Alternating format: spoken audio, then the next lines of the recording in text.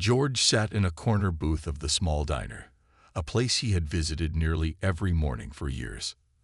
The walls were lined with faded photos of the town's history, some even showing the time when George was young, and the world seemed so much bigger. He wore his old military jacket, the one with the medals pinned neatly on the chest. The jacket had seen better days, but it held memories he cherished deeply. At 80 years old, George wasn't as strong as he used to be. His back was a little hunched, and his hands sometimes shook when he lifted his coffee mug. Still, there was a quiet dignity about him. He had faced things in his life that most couldn't imagine, but he didn't talk much about those days. He believed actions spoke louder than words. In a booth not far from him, a group of young men sat laughing and joking loudly. They were in their early 20s, full of energy and confidence. At first, George didn't pay much attention to them. He had seen young people like this before, carefree, loud, and unaware of how quickly life could change. But soon, their laughter shifted, and George realized they were talking about him. "Look at that old guy," one of them said, pointing at George's jacket. "What's he trying to prove? Those medals don't mean anything now." Another chimed in. "Maybe he thinks he's still a hero. Times have changed, old man." Their words stung, but George kept his focus on his coffee. He had learned long ago that responding to insults only gave them power. Still, it wasn't easy to ignore. The diner grew quieter as some of the other patrons noticed what was happening. A few looked uncomfortable, but no one said anything. The waitress, Lisa, glanced at George with sympathy. She had known him for years and respected him deeply, but she hesitated, unsure of how to step in without making things worse. The young men weren't done. One of them leaned back in his seat, speaking louder as if he wanted the whole diner to hear. "Hey, old man, do you even remember what those medals are for? Or are they just for show?" George's hand tightened slightly around his coffee mug, but he didn't look up.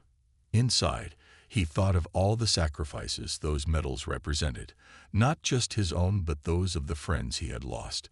Each medal was a story of courage, teamwork, and survival, things these young men couldn't understand. He didn't blame them for their ignorance, but their words hurt nonetheless. Lisa, standing behind the counter, couldn't take it anymore. She grabbed her phone and quickly typed out a message. She wasn't sure what would happen next, but she knew George deserved better than this.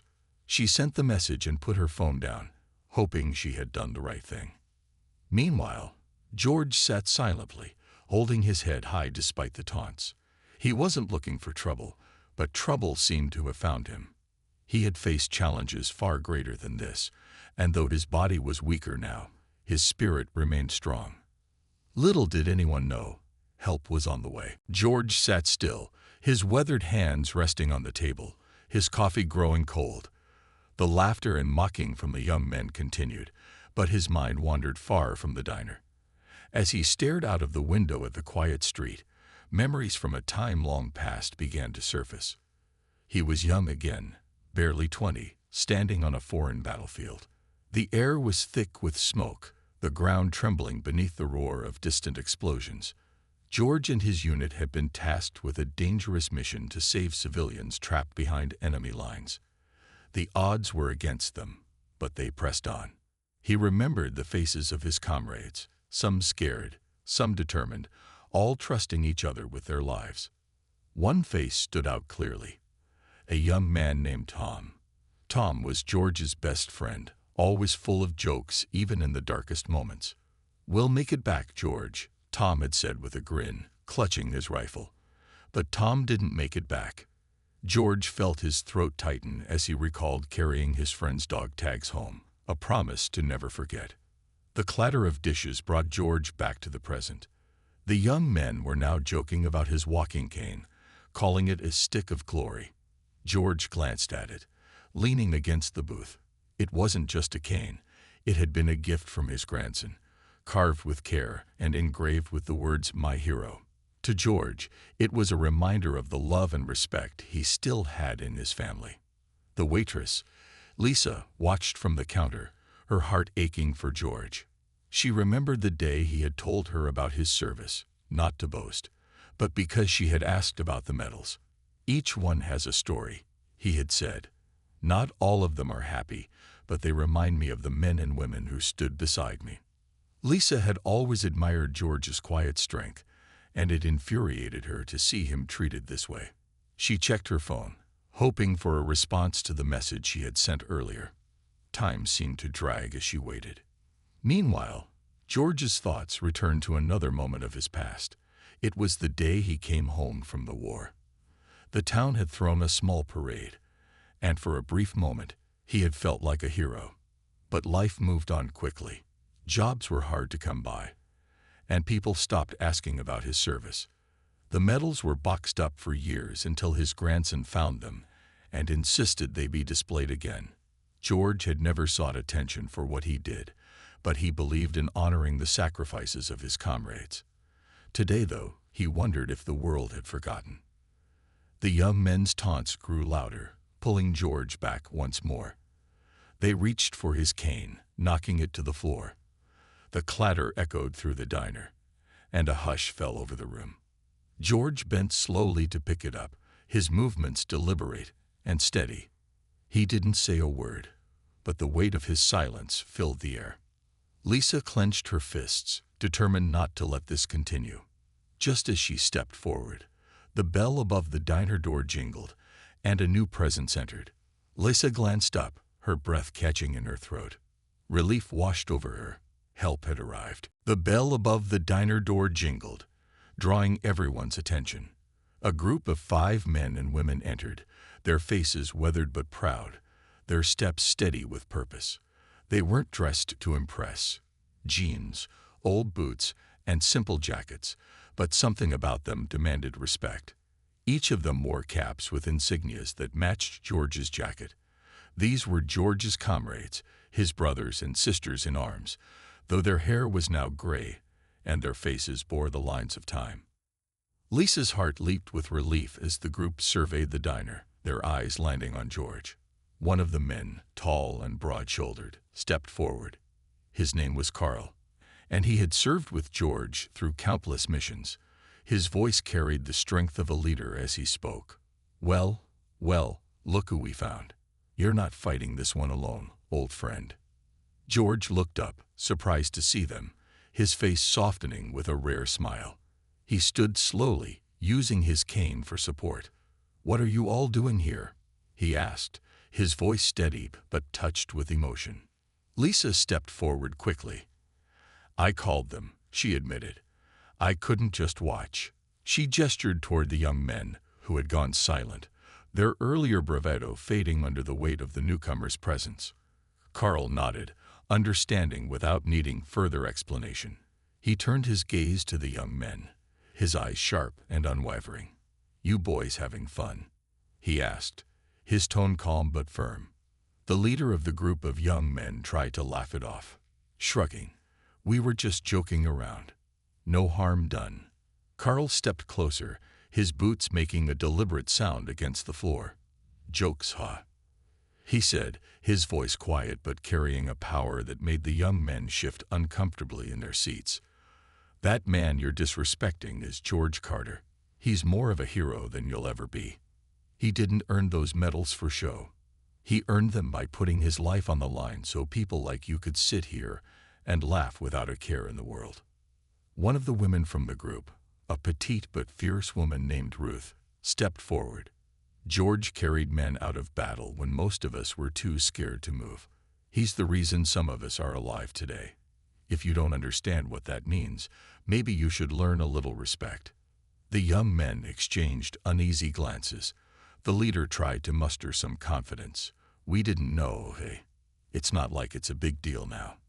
That was a long time ago." Carl's jaw tightened, but George placed a hand on his arm. "Carl," George said softly, "it's all right. They're young. They don't understand." He turned to the young men, his gaze steady. "But you should know, the sacrifices we made weren't for medals or praise. They were for each other and for this country. If that doesn't mean anything to you, that's on you." The young men didn't respond. They looked down at the table, their bravado completely gone. The silence was heavy, broken only by the soft hum of the diner. Lisa watched with admiration as George's former unit gathered around him, their bond evident in their easy smiles and reassuring pats on his back. George stood taller now, his friend's presence reigniting a spark in him.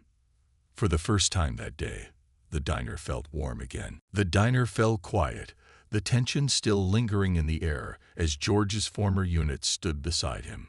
Carl, Ruth, and the others exuded a quiet strength that seemed to fill the room.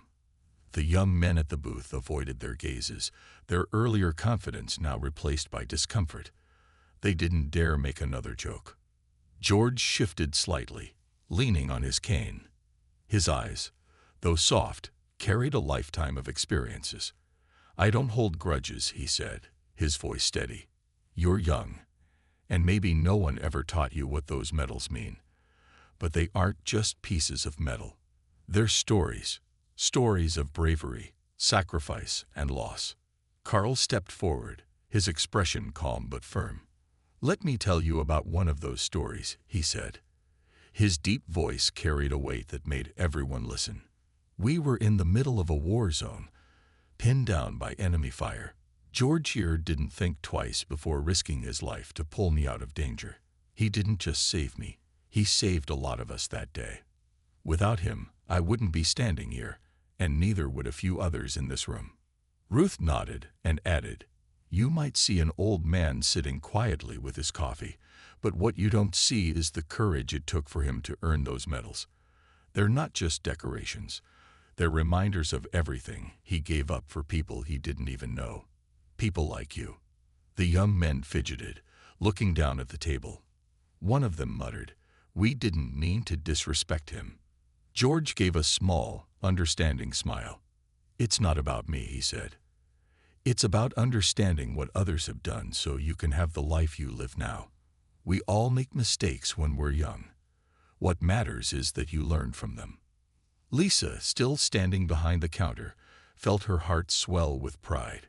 She had always admired George, but seeing him surrounded by his comrades, standing firm yet gracious, made her respect him even more.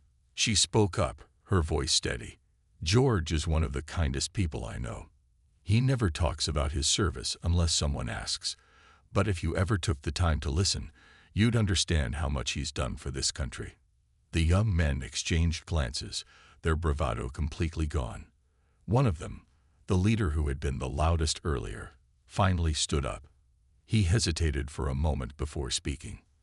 "I'm sorry, sir," he said, his voice low.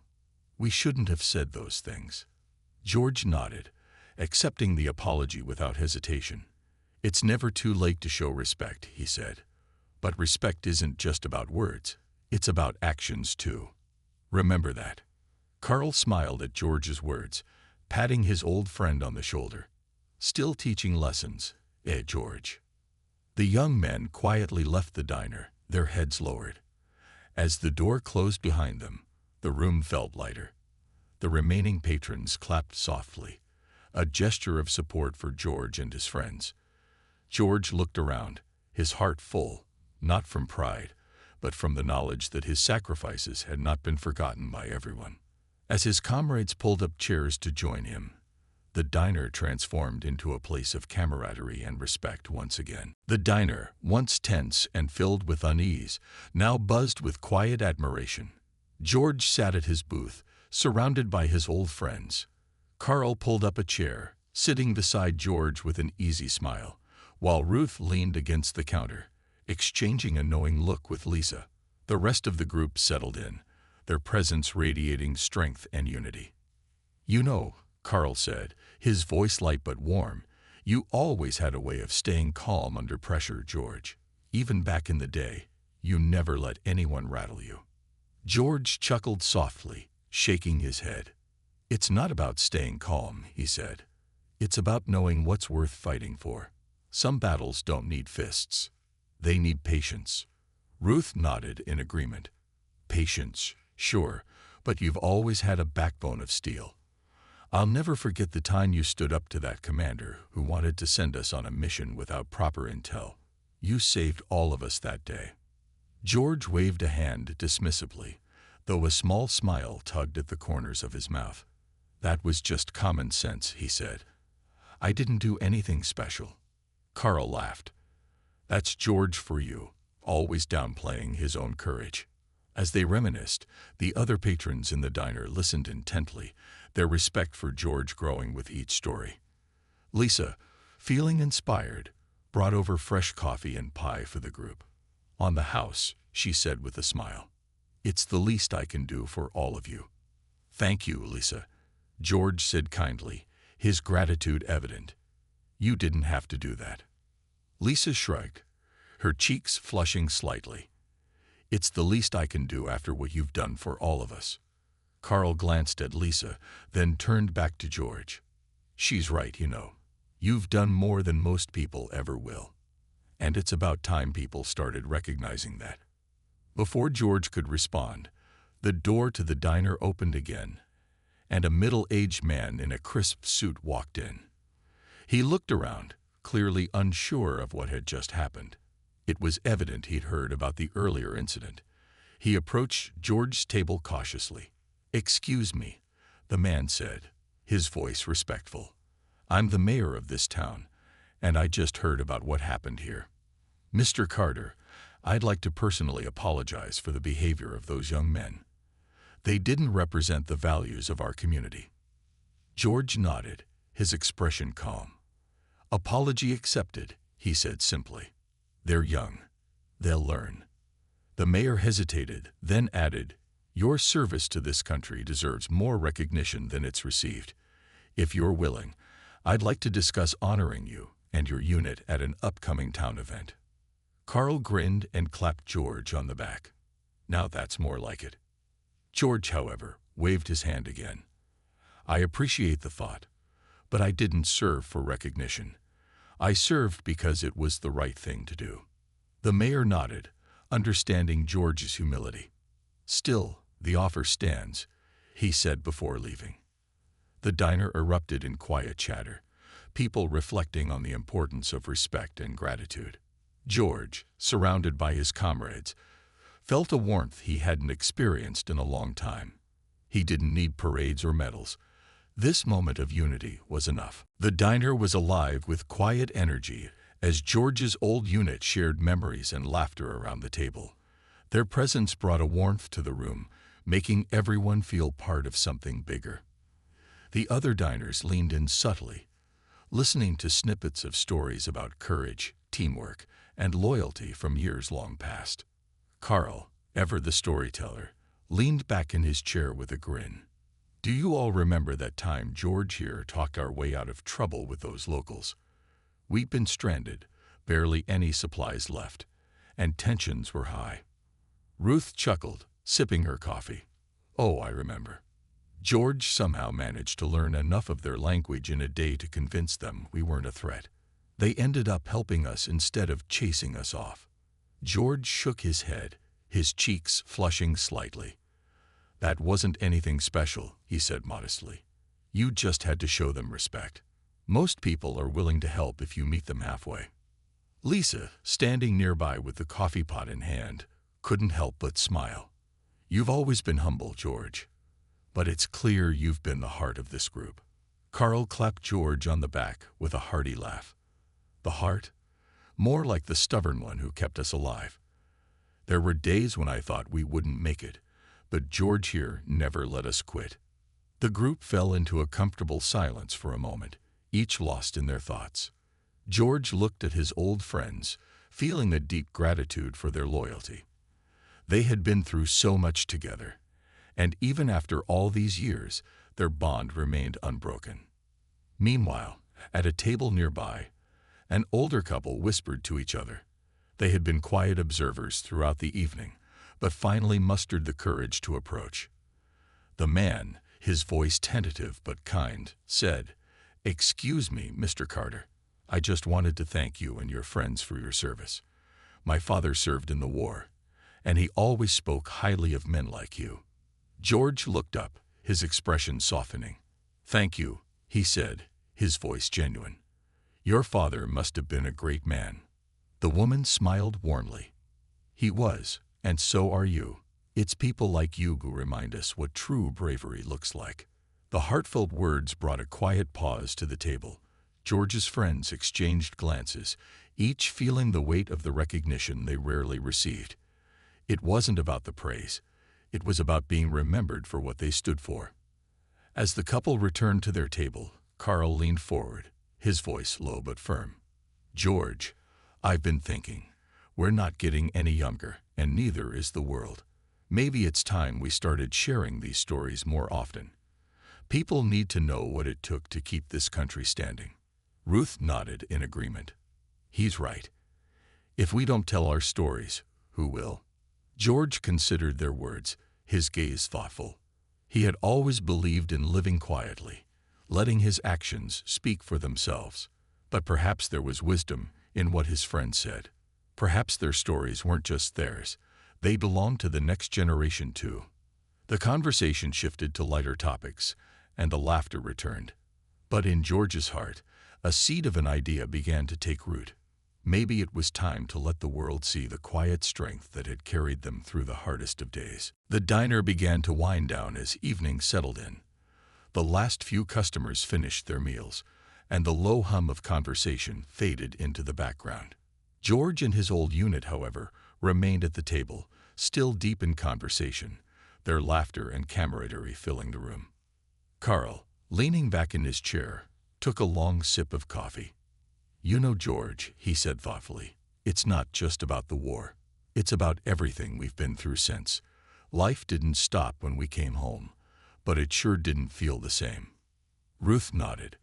When you're in the middle of it, in the thick of it, you don't think about what comes after. You think about the mission, the people beside you. But when you come home, it's like the world has moved on without you. George sat quietly for a moment, reflecting on Carl's words. He had seen the world change around him, but there had always been something comforting about returning to this small town where life felt steady. Even now, in his old age, he found peace in the familiar faces and simple moments. I think that's what makes today so special, George said, breaking the silence. It's not just that people remember us, but that we remember each other. After all these years, we're still here, still together. Carl smiled warmly, reaching over to give George a pat on the shoulder. You're right. We've all got our stories, but they're our stories together. Lisa, still nearby, couldn't help but smile as she watched the group. She had grown fond of George over the years, admiring his quiet strength and humility. Seeing him with his friends, hearing their stories and laughter, made her feel grateful that she had been a part of this moment. As she cleaned up the counter, the door to the diner opened once again, and this time it wasn't the mayor or another stranger. It was a young man, probably in his late teens, who had been sitting at a booth earlier. He walked up to George's table, his hands tucked into his pockets. "Excuse me, Mr. Carter," the young man said, his voice uncertain. "I just wanted to say I'm sorry for how I acted earlier. I didn't know who you were. I didn't understand what you've been through." George looked up at him, his expression softening. "No need to apologize, son," he said kindly. "You didn't know, but now you do." The young man shifted nervously, but seemed genuinely sincere. "I just wanted to say thank you for everything you did, for the country, for people like me." George smiled, his voice warm. "It's not about thanks, son. It's about what we do for each other. We all have a part to play, and that's what makes us strong." The young man nodded, his eyes full of gratitude. "I won't forget." As the young man left, Carl leaned in with a grin. "See, George, that's what it's all about. The next generation. They'll understand when it's their turn." George didn't respond right away, but his smile was enough. The world had changed a lot over the years, and while the faces and voices might differ, the essence of what they had fought for remained the same. Respect, camaraderie, and understanding. Values that didn't fade with time. With his old friends by his side and a quiet pride in his heart, George knew that the story of his generation was far from over. In that moment, he understood that his legacy wasn't just in medals or stories. It was in the way he had lived and the lessons he had passed on to others. And that, to him, was enough. The night had drawn to a close, and the diner was nearly empty. George and his old unit were still sitting together, savoring the last moments of their reunion. The laughter had faded, but the warmth in the room remained. There was a sense of fulfillment in the air, a quiet knowing that the bond they shared had only grown stronger with time. Lisa stood behind the counter, wiping down the surfaces. She looked over at the group, feeling a sense of pride. George and his friends weren't just veterans. They were a reminder of something greater, a connection to a time that could never be forgotten. The diner had always been a place of simple meals and small-town life, but tonight it had been transformed into a space where history was honored. George sat back in his seat, his hands resting on the table. He felt content, not because of the attention or the apologies he had received, but because of the recognition that had come from understanding. The young man who had apologized earlier had shown a glimpse of respect that George appreciated. It was proof that the values of honor and sacrifice still had a place in the world. As the group began to gather their things, Carl slapped George on the back one last time. "Well, my friend, I think we've earned ourselves a nice, quiet evening after all that excitement." George chuckled. "I think you're right, Carl. It's been a long time since I've seen this much attention." Ruth smiled. "But it's all deserved, George. You've never looked for it. But sometimes people need to hear the stories. They need to know what people like you went through." George nodded, but his thoughts were already drifting to something deeper. It's not just about the stories. It's about what we leave behind. The next generation, they need to know how to live with honor and respect.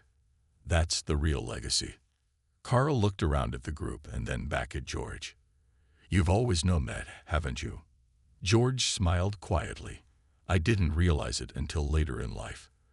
But now, I see it in the way we treat each other, the way we live.